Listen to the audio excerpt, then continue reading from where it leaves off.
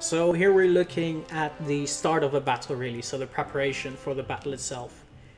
So we're getting a little bit of a briefing, like what's going on here, what's happening, what can you expect, and what are your main objectives.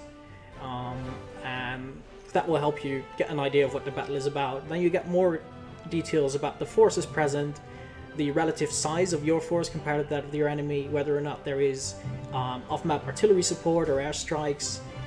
You can get a look at the map itself to see the tactical situation, to see how you might want to deploy your forces and what your, where potential fields of fire are going to be useful, and where you want to deploy your troops.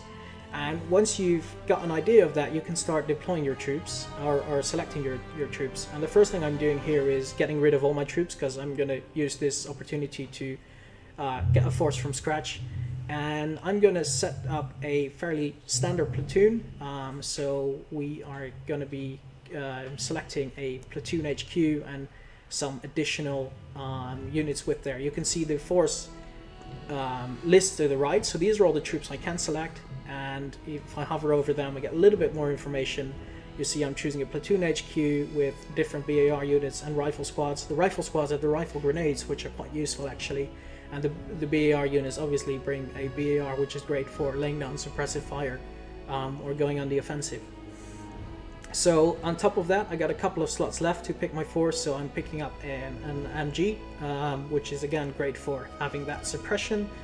And I think later here I'm also picking a mortar, which is very good for providing cover fire or attacking specific areas. Obviously using indirect fire can be very useful. So that consists of the main force, and then a separate thing is the support units, and these can, switch every now and then, whereas the main force you're going to take with you from mission to mission. So for the support units, I'm going to pick another MG, which is always a useful thing, and I'm going to pick an AMP squad, which is armed with carbines and some additional explosives. So they're going to be great for a battle where you expect to engage in short range, or where you expect to engage perhaps on an urban type map.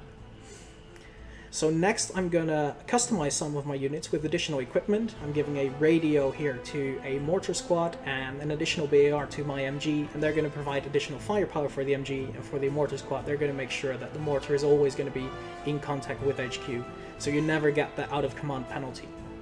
The other thing is I'm giving some temporary assignments to some of my squads here. So for two of my rifle squads, I'm taking out one unit to form a dedicated sharpshooter unit, so that gives me not an extra infantryman, but a little bit more control. So I'm splitting off units for different units. And last thing I do here is I'm splitting off an assault team, which is very good for taking buildings or taking enclosed fortified locations, because they bring the submachine gun, they bring additional smoke grenades.